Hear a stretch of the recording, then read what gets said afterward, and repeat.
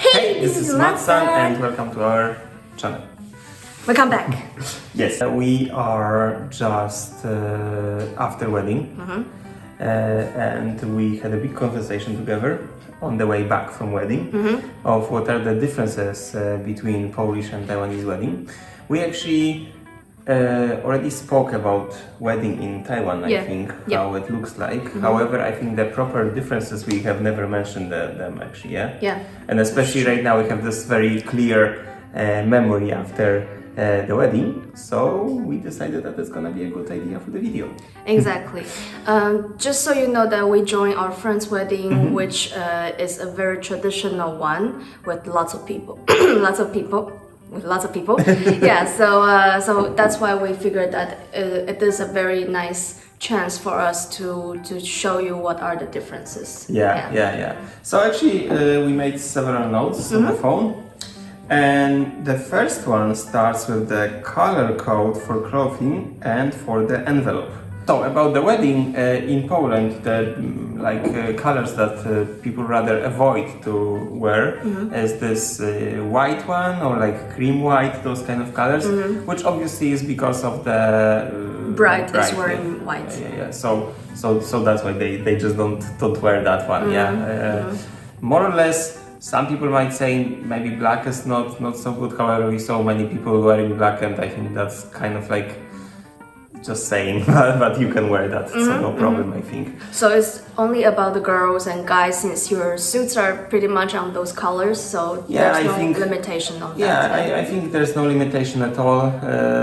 There's no, like, I see mostly it's like gray or black, or like gray, black, or a bit bluish, navy blue, something like that, those kind of colors, mostly for guys, I think. However, I think you can experiment and do whatever you want, just don't be too extreme, I think.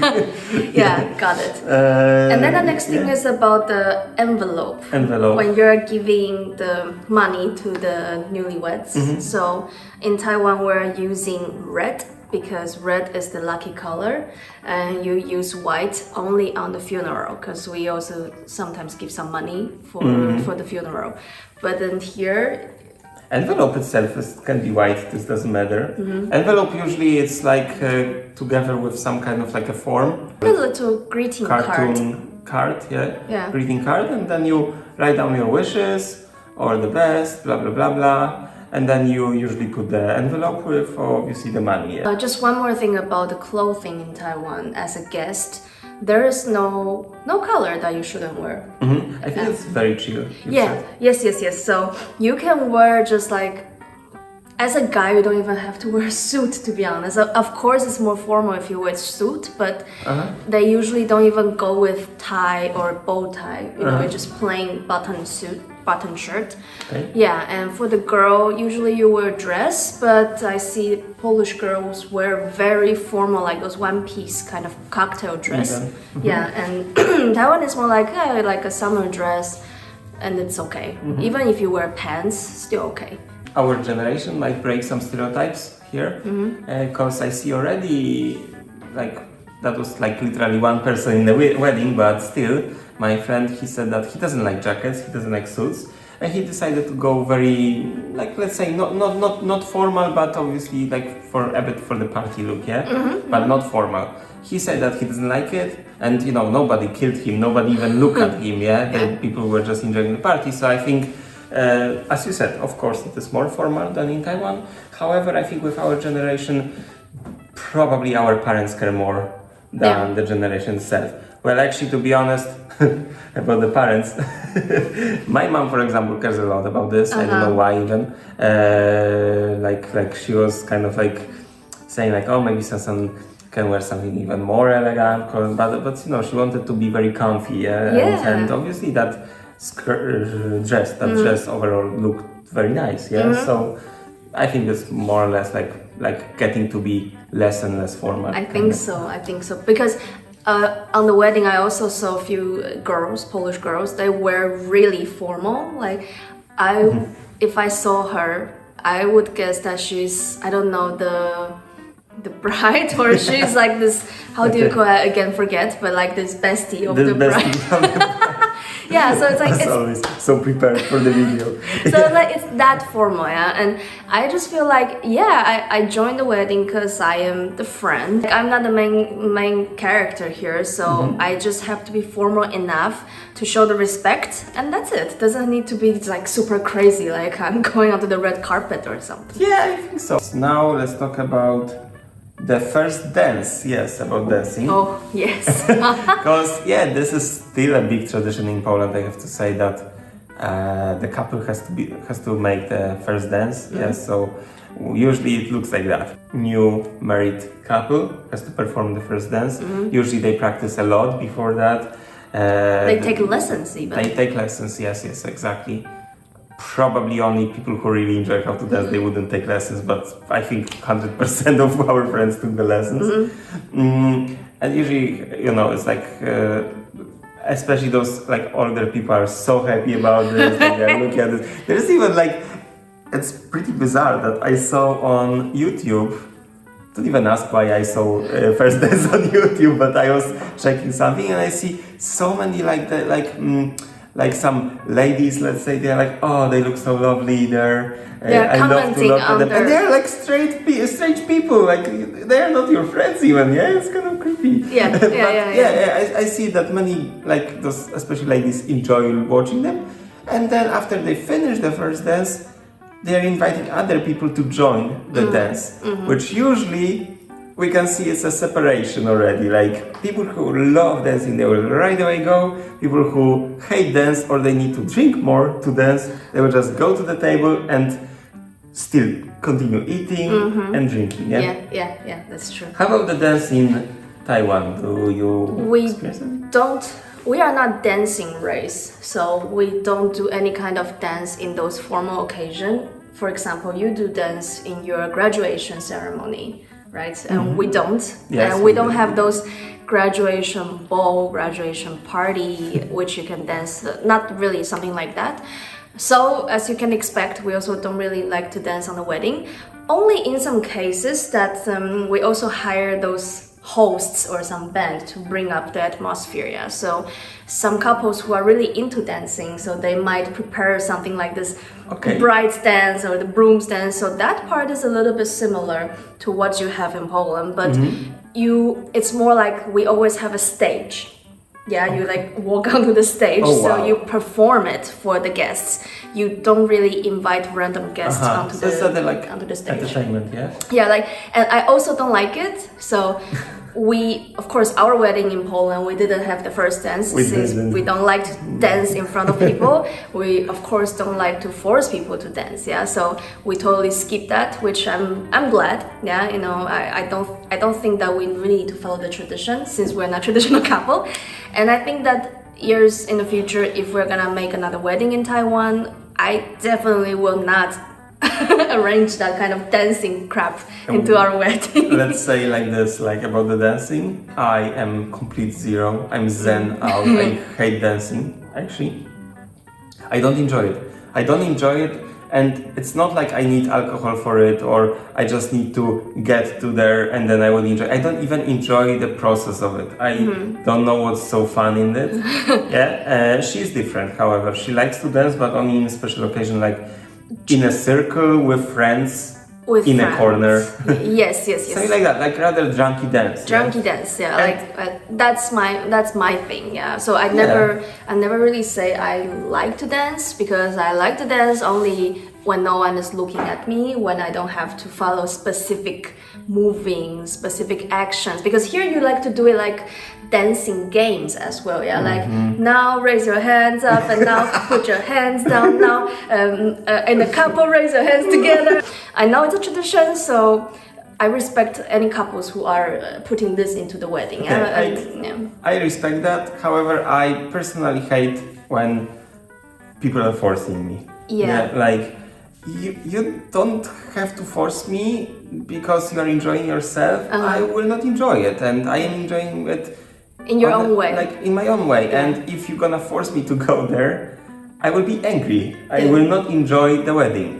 So I enjoy the wedding that I'm not forced. Yeah. So a small sum up, in our own wedding, I danced a lot, but because we have like an outdoor garden, and after everybody was drunk and it was dark already, so you know, I was just dancing with my friends, and as I say, it was a drunky dance.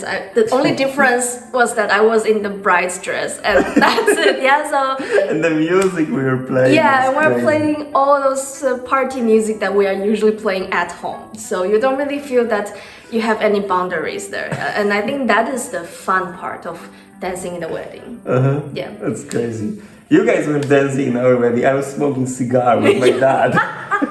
Also, one more thing is that we can say that dancing is popular here. However, karaoke is popular. Karaoke is popular there, and this is something completely not popular here. Yeah. You guys love it. Yeah. So as I said, that we usually have a stage in the restaurant. Yeah. So some of those more traditional restaurants, they would have karaoke there, and many times it's rather for, I don't know, for the newlyweds to sing some songs for everybody, but many times they do this open mic, so anyone who wants to sing karaoke, and there are already songs inside, yeah, like included there, so anyone who are interested, you can just go onto the stage and sing. So usually those like see, you miss it. So usually those like, I don't know, those weird auntie, weird uncle who many times sings really bad, and they just somehow have this mysterious confidence, and they go onto the stage and torture everybody's ears. Like it was in the bus once in Taiwan. Yeah, when we were traveling. That was crazy, I remember. Yeah, but I gotta say, it's more like more traditional restaurants will have that, and as I say, a newer couple many times already skip it, so it's not like it's a must. Next, drinking culture, and on the bottom of that is toasting culture. Okay. So we can talk about this because in Poland, well, our culture is very drinking, like that's the whole Europe, I would say, probably. And we love to drink in any kind of occasion, like a party especially. So, of course, in Polish wedding you will find usually vodka on the table, sometimes maybe wine. I mean, usually wine and vodka. Not so often you will find beer, which I don't understand because I love beer. I'm a fan of it and I miss it at the wedding. Yeah. And in many weddings you will also find whiskey. Yeah. So lots of drinking there. You can basically like waste yourself at the wedding. Yeah. Totally, yeah. Yeah. It's not like it's gonna be like a one shot or something, yeah. The host, and he will be even encouraging people, like doing those drinking games, like somebody from this mom has to drink, somebody from that mom has to drink, sing to the married couple and have a shot with them, blah blah blah, like, things like that. In Taiwan, it's a bit different. Yeah, a lot different. Yeah, but just to add on that, I actually like this. No, because this wedding has this game that, how do you call it? The monthly. The month drinking, yeah. The month drinking, yeah. So the host will be saying like, okay, now it's now whoever is born in January stand up, and then you stand up with your shot, and then he sings something, and then you drink, and then sit down. Yeah, and then February, March, and I was like, it's kind of shy because there's so many people, and I was February, so I'm like second in the round, yeah. And I was like, screw it, I'm gonna do it. And it was like me and together with two men, and I was like, cheers. We were laughing that somebody who loves to drink can stand up in every month. Like, oh, sorry, I forgot. Yeah, but that was actually fun. Yeah? It was. So yeah, and about Taiwan is different in the way that we are not such a drinking country. So of course you can find alcohol on every table, and I think it's usually wine.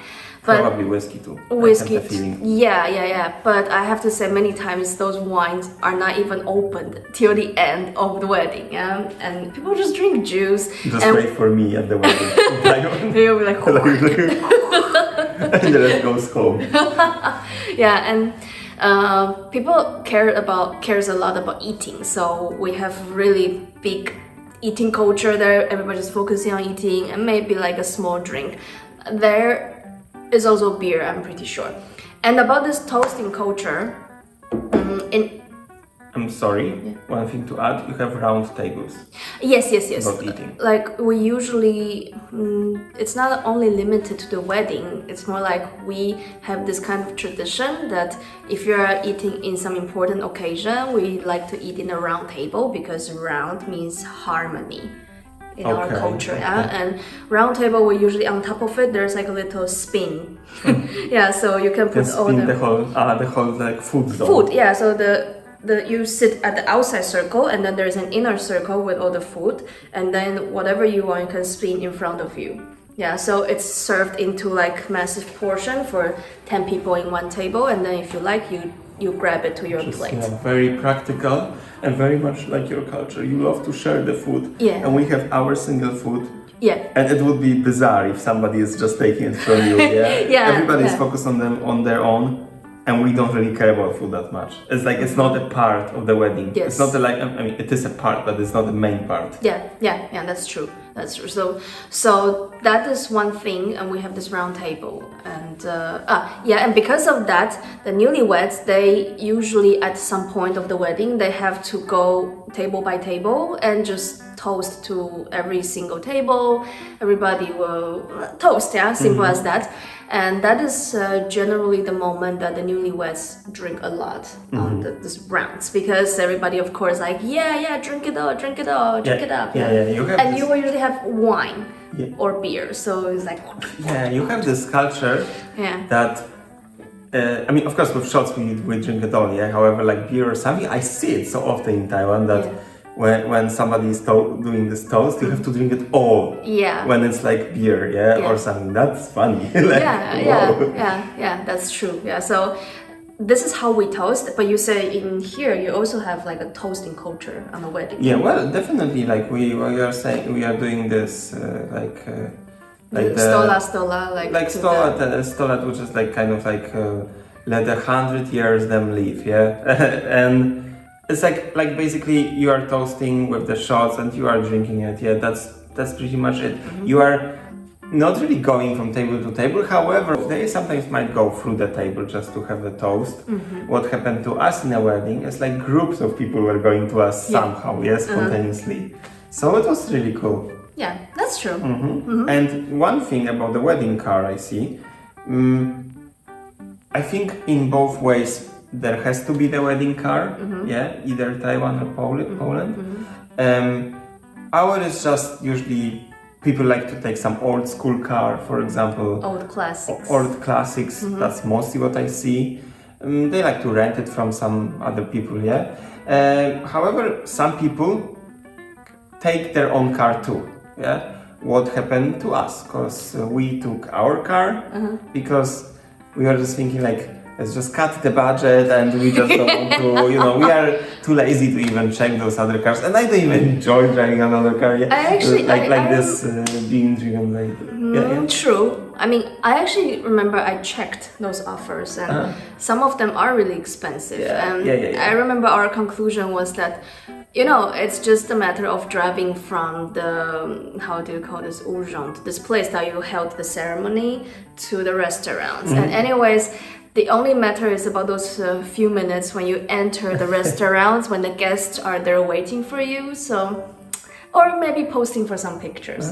So we're like, okay, so we'll use our own car because his car is black. My car is black, so it suits it. It's pretty big, so whatever. And we put some decoration. We decorated. It looks fine. It looks really good actually. So we are happy about that. However, in Taiwan, it has to be rented. Does it have to be rented? Not yours.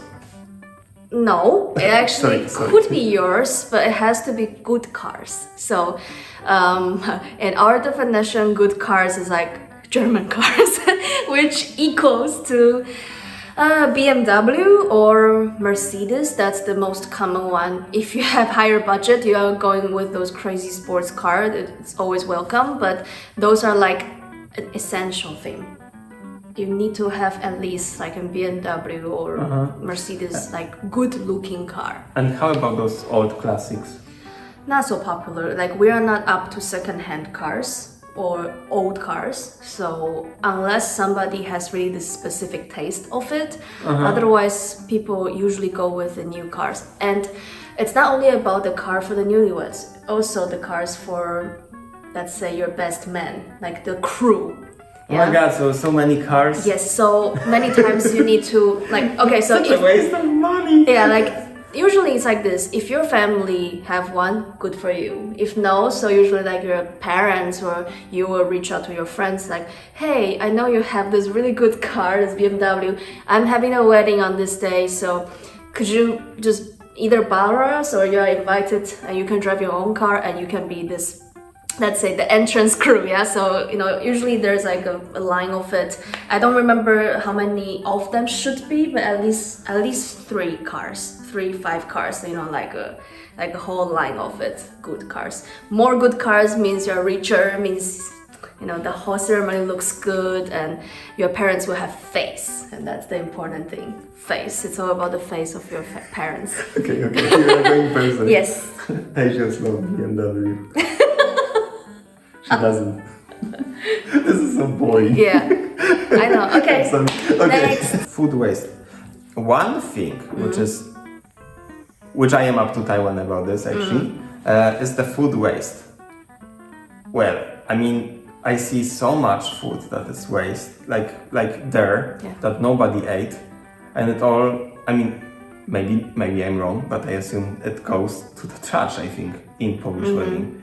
Like, we have so much food there that people don't really want to eat anymore, yeah?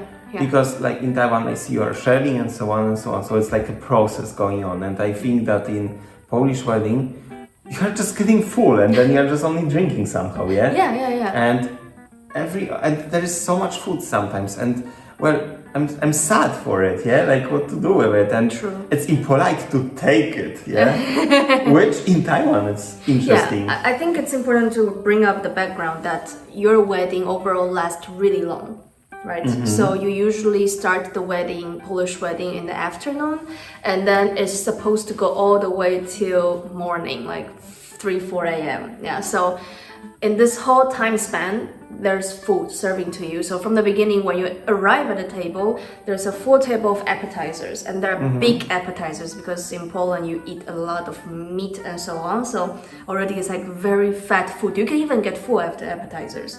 And I see people don't really eat that much. So those appetizers were sitting there throughout the whole night.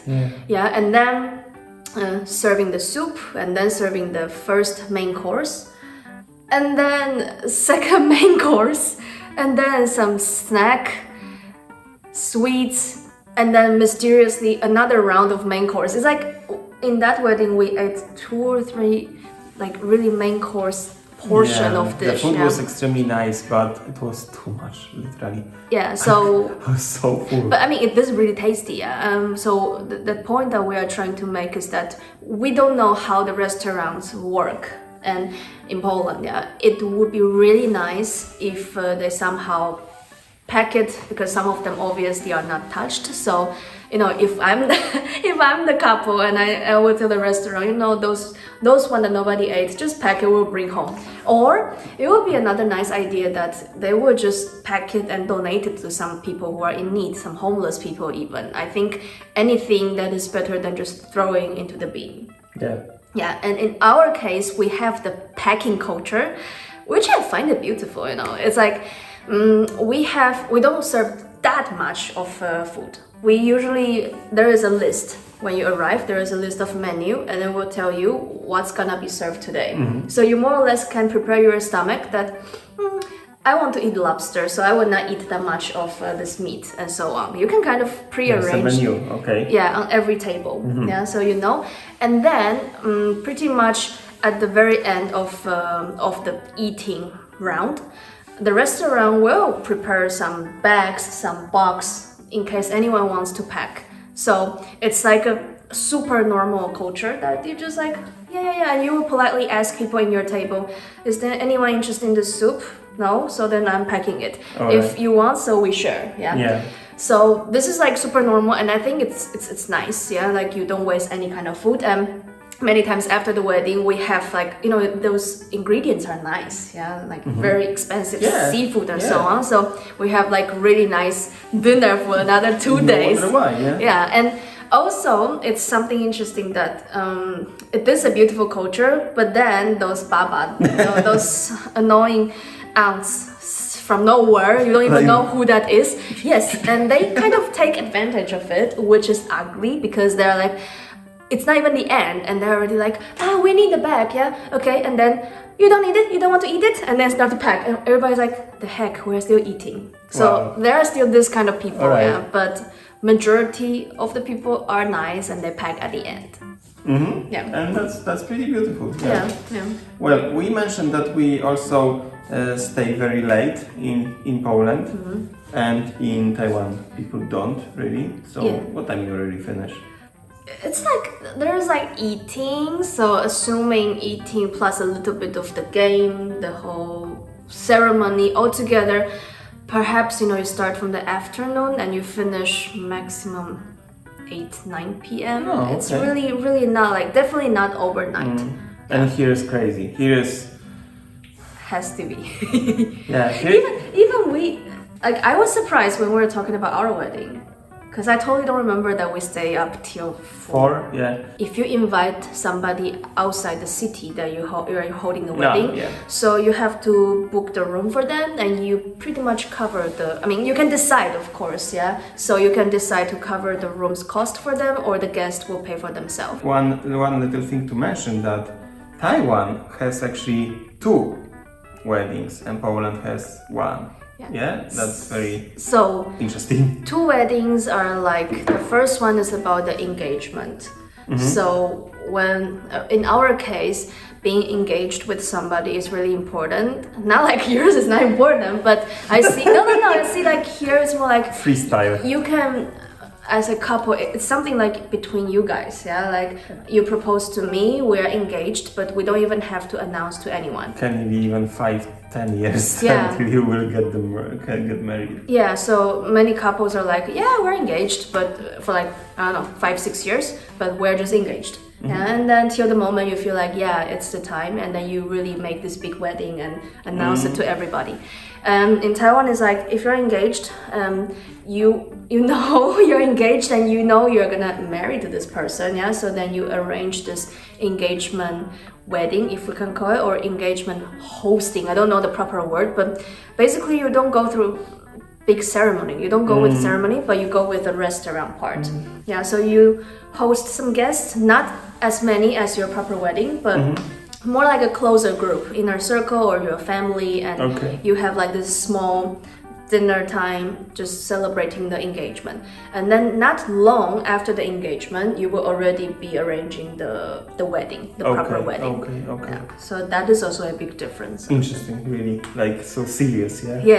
Yes. So you don't propose easily. Okay, so that was all the things that we wanted to share with you guys, and probably there's way more things too, but it's too much to cover, so that's where we came up. Yeah, so hope you guys had fun with us, and see you guys on the next video. Bye bye. See you, we love you. Cheers.